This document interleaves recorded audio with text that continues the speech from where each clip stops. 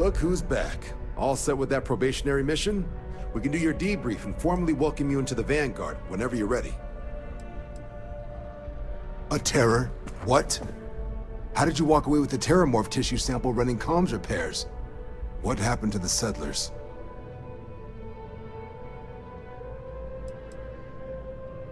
It's... what? That's a hell of a probationary mission. Takes some serious grit to make it through an experience like that. Above and beyond doesn't really begin to describe it now, does it? Earned yourself some serious hazard pay on this one. But, if none of the settlers made it, who's got you delivering the sample?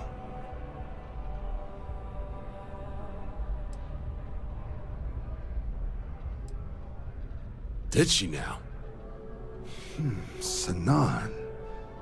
I know that name. Let me check the database. Huh. A lot of this data's been classified. Here we go. Service record. Wow. That's a lot of commendations. Seems like she served with distinction as co-head of a UC Xenoweapons division. Faced tribunal at the end of the Colony War. And was dismissed from duty. Guess that's why I'd heard the name before. If she's former Xeno warfare, though, well, we can at least be sure she knows her aliens. Notation says that Sanan already faced punishment for her actions during the war. Dismissal from the UC military. And her sending you to me first makes me think she's actually trying to do this above board. Considering her history, reaching out to the UC probably wasn't the easiest decision. Which means that must be a pretty important sample. In the run-up to the Colony War, the UC started a program with a singular goal. Find the deadliest, most terrifying aliens in the galaxy, and have them fight on the side of the UC. Never saw any of the deployments myself, but the program was clearly enough of a success that when the war came to an end 20 years ago, both sides agreed to have the practice banned. At which point, I presume, this tribunal decided to cut Sanan loose.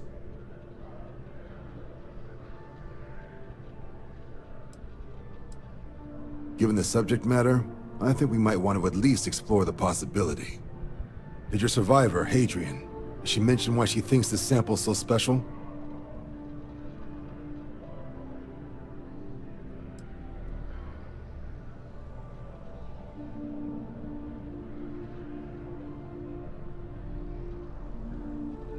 She thinks there could be more of these? This has been one of the more surprising debriefs I've ever been a part of. I did actually have another mission lined up for you, supporting UC system defense against the Crimson Fleet. But now I guess you have two options on how to proceed. Head to the UC Vigilance and help out SysDef, or deliver that sample. I'll make sure you've got the proper clearances for either path. Consider these your first official orders. And here, so everyone knows you're working with the Vanguard. Welcome to the Navy, Captain. Vanguard's also got some custom ship modifications. You'll be cleared for access to them next time you're down at the spaceport. Talk to ship services. Now, if there wasn't anything else, I suggest you move out.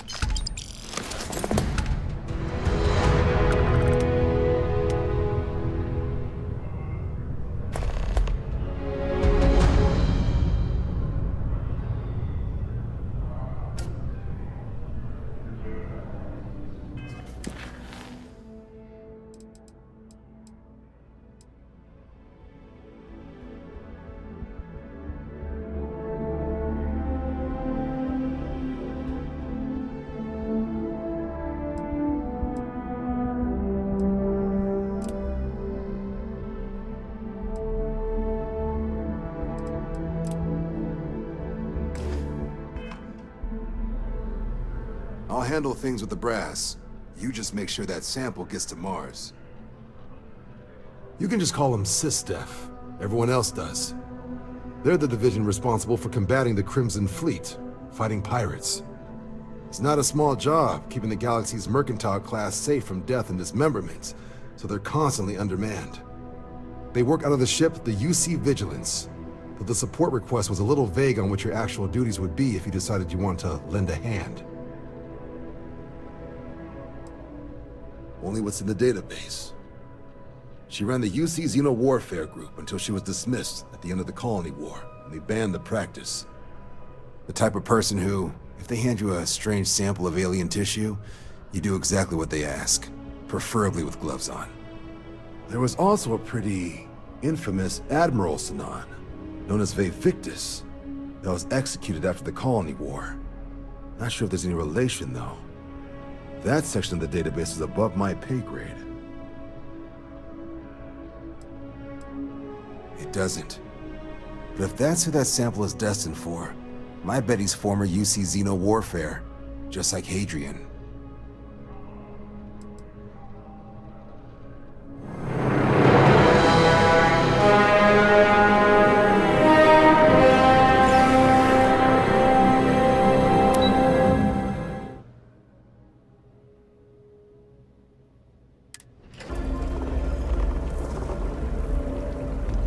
Oh, I was hoping we might run into one another again.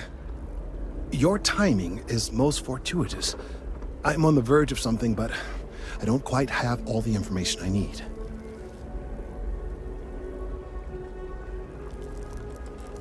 We're in uncharted territory here. It's inevitable. Of course, now that I understand more about what's going on, it seems plain as day. And yet I never would have imagined it before. The tertiary trunks have also liquefied their interiors, but they're not vibrating. I thought perhaps it was some sort of defect, but it's much simpler. They're listening. I don't. Not for sure. It's all a theory, certainly, but it is completely supported by the data and observation, like all good science. It's the best we have to go on right now. That's a very reductive and borderline insulting way of looking at things. I believe this tree is sending vibrations out over massive distances and expecting to detect sympathetic vibrations in return. As of yet, there's been no response. I suspect that will not change, that a response is impossible, and that's very, very bad news. We're continuing to see an increase in the strength and frequency of the vibrations. I don't know how much more significant it will become. If there's no response, the tree may vibrate itself, and some nearby portion of the city, to destruction. Now, as of yet, there has been no response, and clearly none of the nearby individuals are a correct match. While it can't be ruled out that the intended recipient of these messages was cut down during the city's expansion, there is one other possibility. Over 100 years ago, the United Colonies and the Freestar Collective emerged from the Narian War. As a gesture of peace and goodwill, a near-literal olive branch, one of the trees from New Atlantis, was offered to the leaders of Akila City.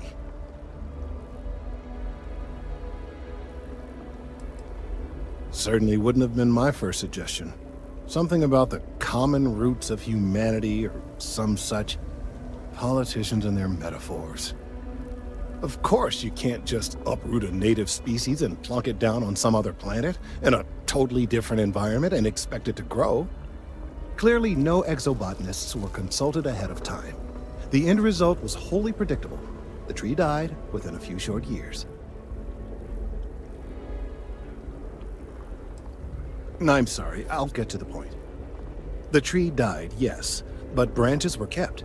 At least one still exists in the museum there in the city. If I had that branch, I could get DNA samples, and then using various data I've gathered, I could attempt to simulate a response. We could then broadcast that response and hopefully calm down our friend here. But as I say, I need that branch.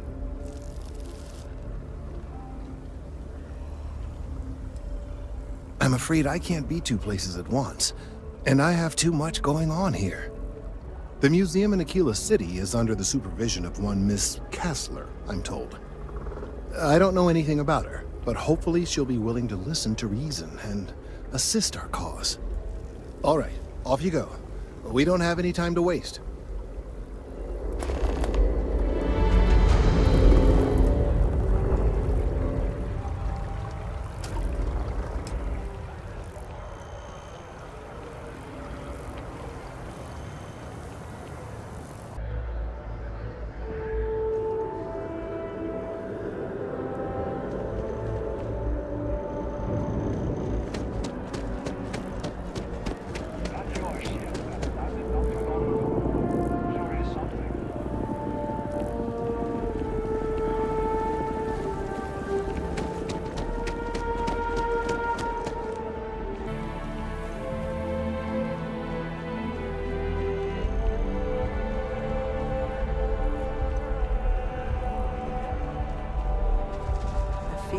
I've seen all there is to see. But hopefully I've left a few things for the next life. I have a pen pal in Sidonia. We've been writing to each other the old-fashioned way. Just enjoying the view. These days, my favorite thing to do is sit and listen. The wind, the trees, they all have their own language. Sometimes they even sing. I'm close to 80 years old, so I will spare you the long version. To put it simply, I lived, and I loved. And really, does a person need anything else?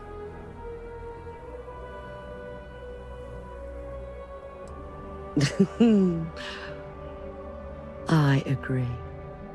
Some would say it's not enough. But if that were true, I would not be at peace. You don't need my advice. You're alive. And you've survived everything that comes with that title. Which is to say, you are an achievement. A gift. Never forget that. Oh, it just so happens I need a letter delivered to my pen pal in Sidonia. Pay is in advance. 1,000 credits. Her name is Hattie. She used to live in the apartment I live in now. I used to get all her packages because she never bothered to change her address. One day I tracked her down and sent her a letter. She sent one back. And from then on, we just never stopped responding. What is a stranger except a friend you haven't met? Besides, there's something about you that I like. And I've always trusted my gut. Bless you, child. I believe you'll find Hattie at the community center in Sidonia. Just hand her the letter. She'll know who it's from.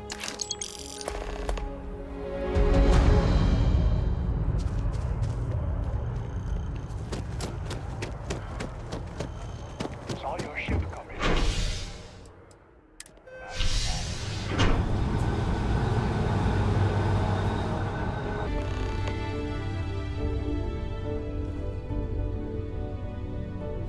If you have the time, I wish to speak to you. Yes? So, we finally have all the answers. And yet here I stand, feeling like I understand even less than I did before. This talk of the unity of a multiverse? Dead friends appearing again? It is all simply too much.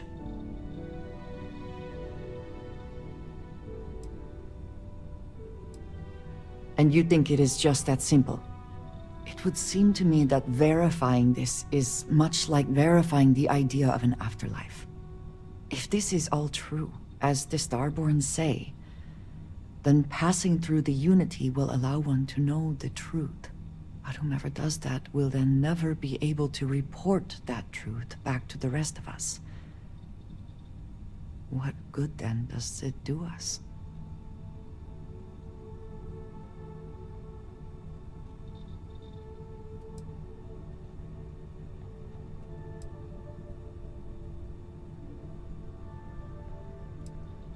We did not, could not, have understood that our mission would bring us here.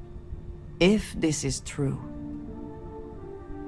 it changes so much of what we know about the universe, and we have no way to know unless we make this leap. Of course, I want to support all of Constellation, you included. But it is so much to consider. Even if everything the Starborn have said is true, if you pass into this unity and come out in some other universe, look at who they are, at what they have become. They have the faces and voices of people you know, but are nothing like them. Are you not at all worried that the same fate would befall you? That you would become someone unrecognizable to the rest of us?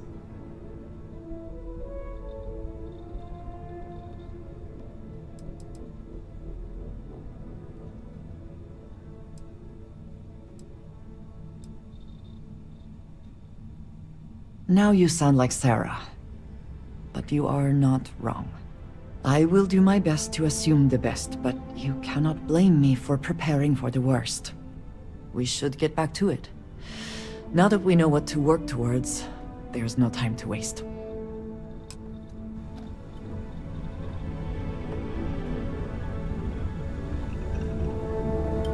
Glad to see you're back in one piece.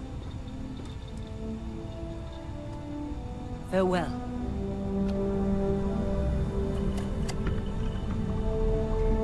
Forgive me for pulling you aside again, but, well, there's so much to process right now. The emissary, the hunter, the unity, an entire multiverse. I can't even begin to wrap my head around it all.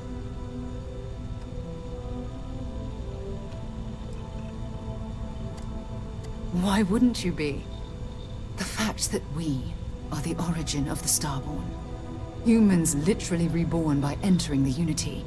The same, yet different. It's unbelievable. I feel like most of the knowledge we've amassed in the last few centuries about the universe has just been made obsolete. Oh goodness.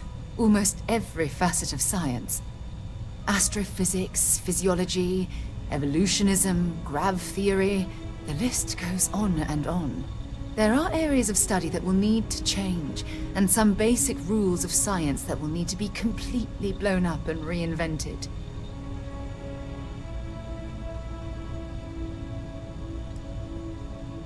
Perhaps I'm overreacting, but you can't deny there will be more than a few textbook chapters that need to be rewritten. We've been pushing further and further outwards from our home, when we should have spent more time being prepared for the consequences. Our current problem relates closely to the nature of humans as a species. This rushed curiosity has led us to enter the Unity and become Starborn. It certainly is. Without curiosity, our motivation to explore would vanish. But in this case, there's a difference between exploring the cosmos and blindly entering the unknown without being prepared for the consequences.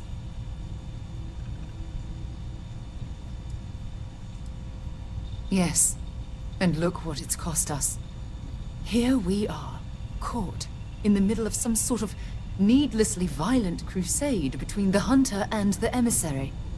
You'd think that a technologically advanced society would have evolved past petty squabbling over something like the artifacts. It almost makes me wonder if entering the Unity has done them more harm than good.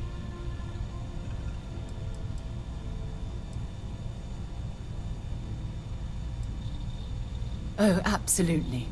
Their arrival in our universe is much too timely to be for any other reason. It's also clear that the need to collect these artifacts are an obsession for them, almost bordering on an addiction. That leads me to wonder what the Unity has done to their minds and their souls.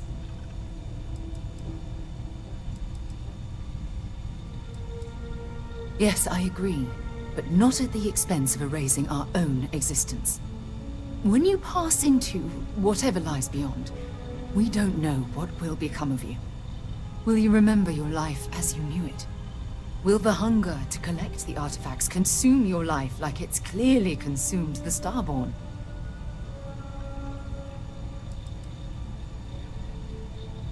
Of course not. I am, and always will be, an explorer at heart.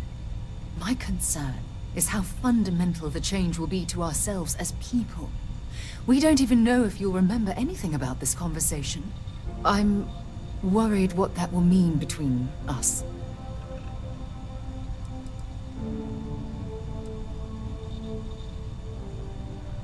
I'm not trying to talk you out of it. Allow me to explain.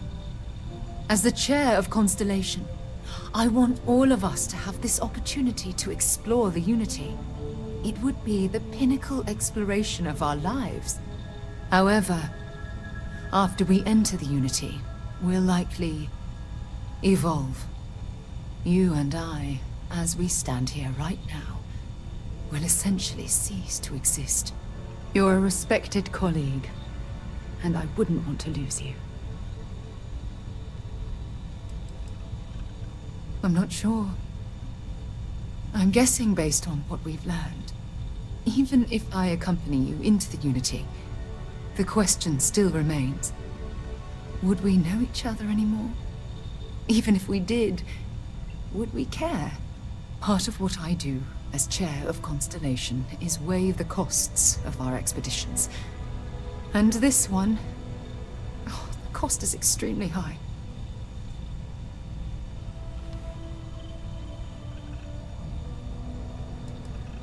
I know I have to let you go, but damn it, it's killing me inside. Listen, I realize nothing that I say is ever going to change your mind or diminish the enticement of this incredible opportunity. All I ask is that you research the facts before you blindly stumble off into the unknown.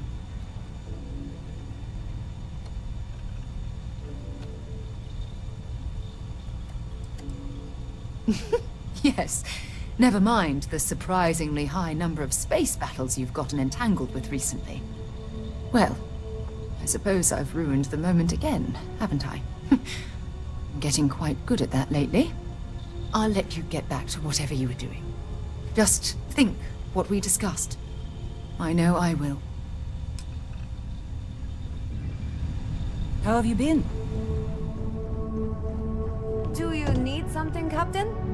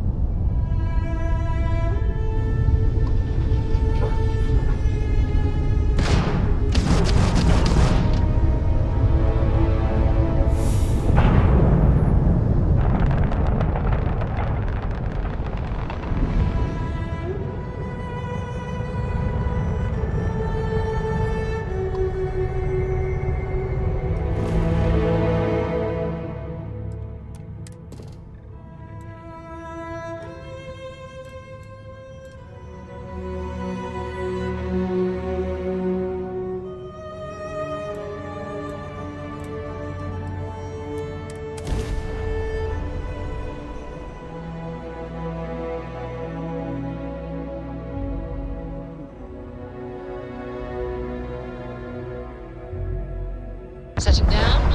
Everything in the green.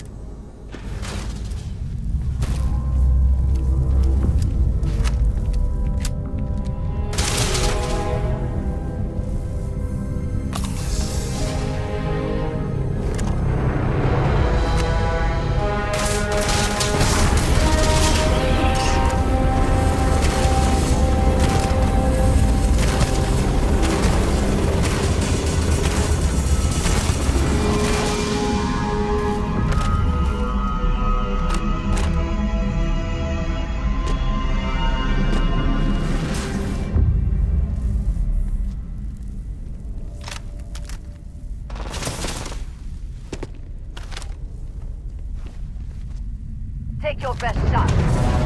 Calm down.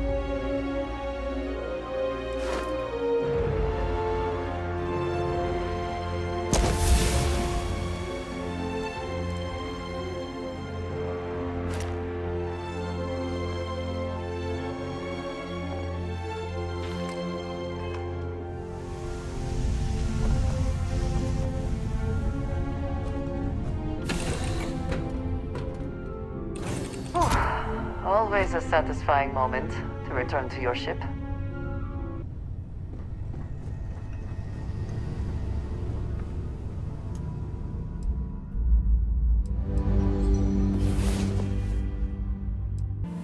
Come on. There are worlds to conquer.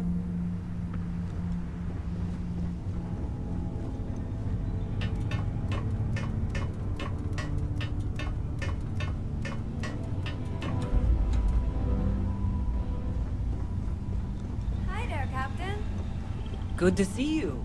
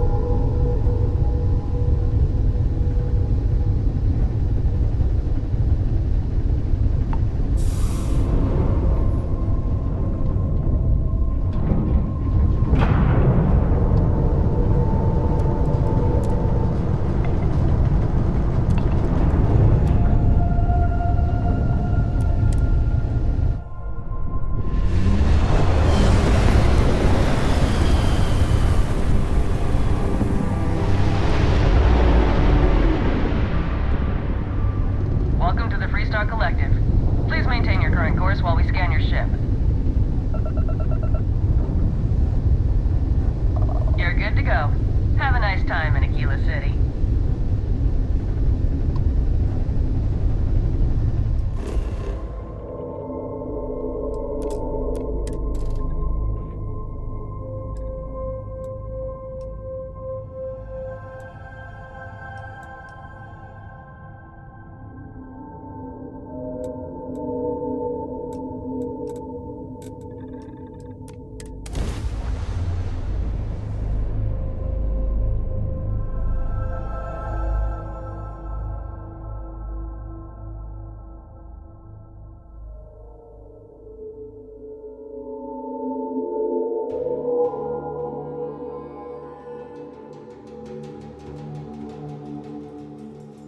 This city is so large, yet retains a sort of rustic feel.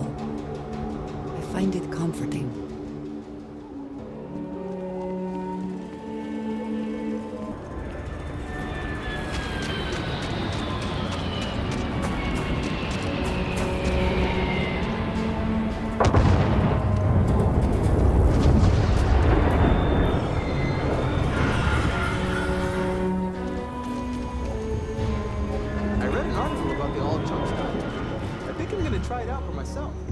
Hey, what can I do for you? Got anything you need to offload? Trade authorities? Sure, have at it.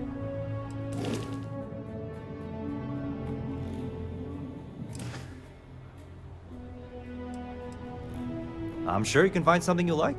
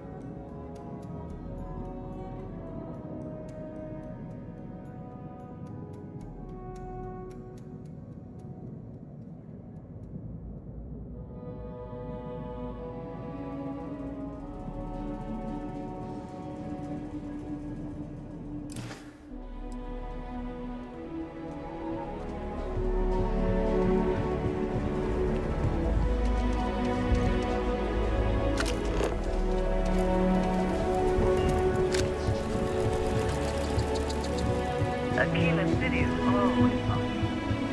I know Akila City rather well. Perhaps better than I would like.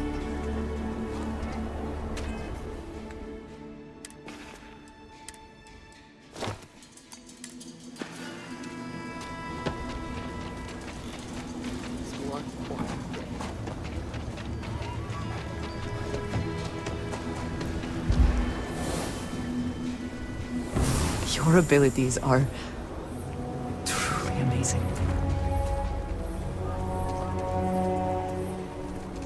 So you want to come here for a half day? Full day? A half day. I talked with Miss Kassler and she'll give a full guided tour. I mean, no offense, but isn't it a bit small? And there's not as many attractions as I'd like. Miss Kassler built this whole thing off donations and what she could throw together. It's not like Akila's swimming in museums here. Fine. But I want your class to write an essay about what they learned. None that bad. Like licorice fan myself. Well, to each their own, I guess, but Cherry is my job. The museum is quaint. I mean, it's clear a lot of love was put into it. In general, students love field trips, and they are due. It's important. I think the Co-Heritage Museum is really good, personally.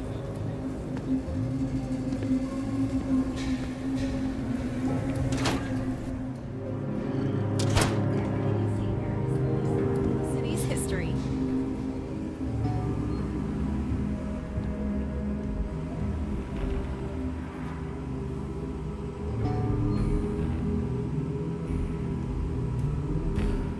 artifacts that date all the way back to the time of Solomon Coe himself.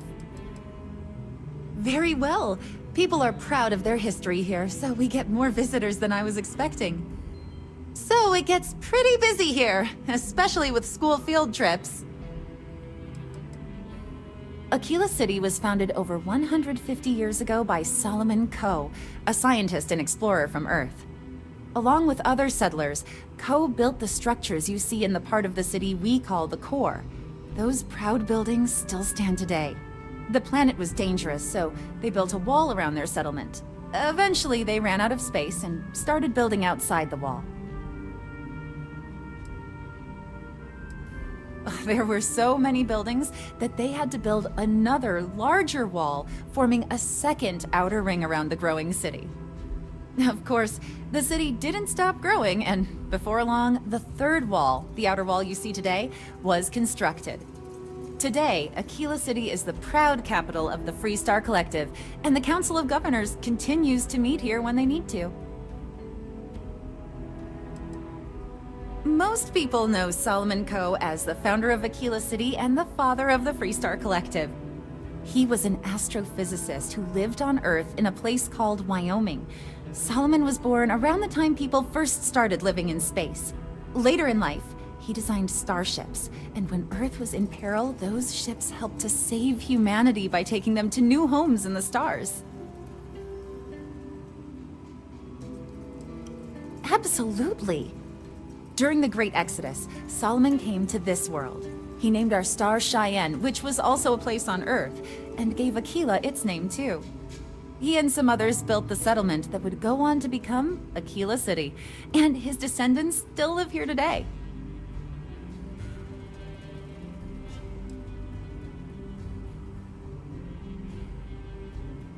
There are some things I would kill to have. I mean, wait, not literally. But I would pay a lot for. You see, the Coe family lost a treasure trove of old historic documents ages ago, and those documents would be priceless to have here.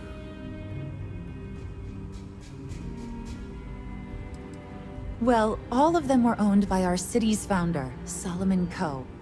He's more than that, really. He's one of the greatest heroes of the settled systems.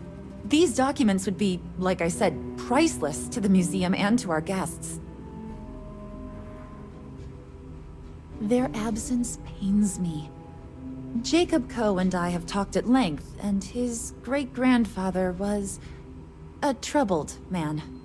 He sold off various historic documents to cover debts. They could be anywhere. If you find any of that trove of documents, I will pay dearly for it. It probably is, but I have to try. Think of the future generations that could benefit from seeing such important history. That is not something I expected to hear today. I assume you're somehow associated with the United Colonies? I've received some odd messages of late. Several that bordered on being incomprehensible. Honestly, I thought it was some kind of strange prank until now. A bunch of gibberish about dire consequences and frequency modulation and genetic reconstruction. It all came across as rather unhinged. Well, I'm afraid you've wasted your time because I'm not authorized nor particularly inclined to release any of our pieces. That includes 100-year-old tree branches. Sorry, but it's staying in storage.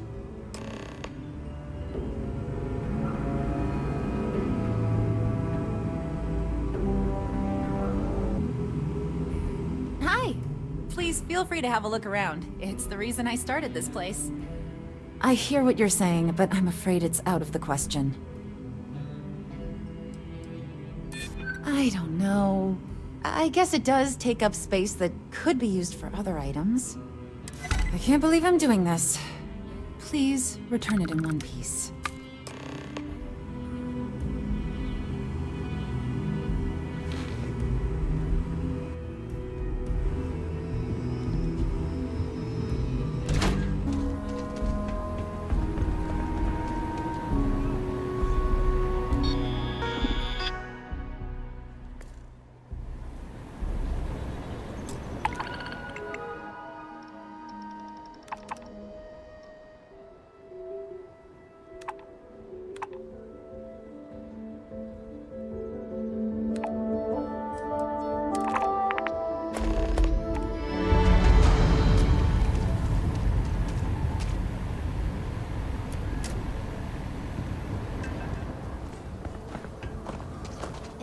Interstellar shipping rates aren't that bad. The insurance is worth it. Like we got another pop.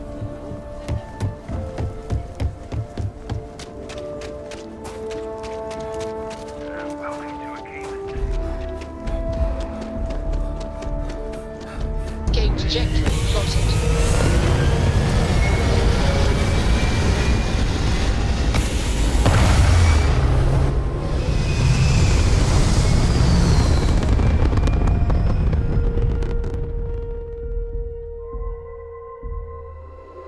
We're locking into orbit now.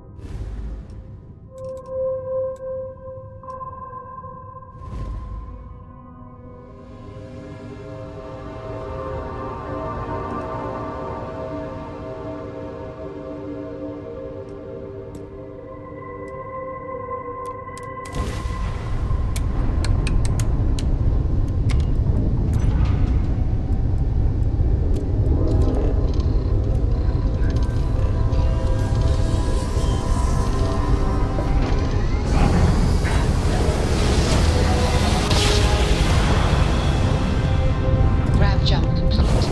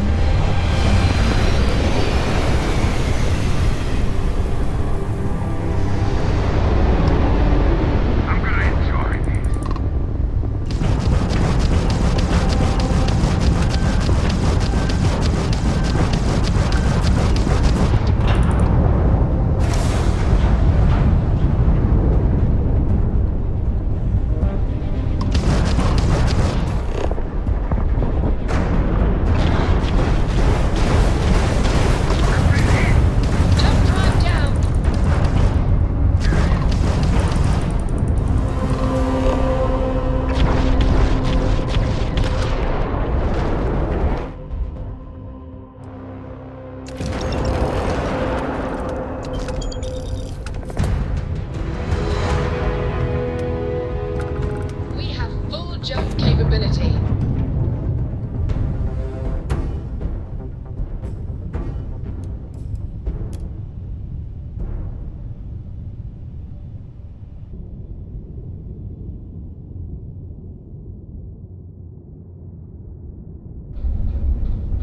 Gonna tear that ship apart!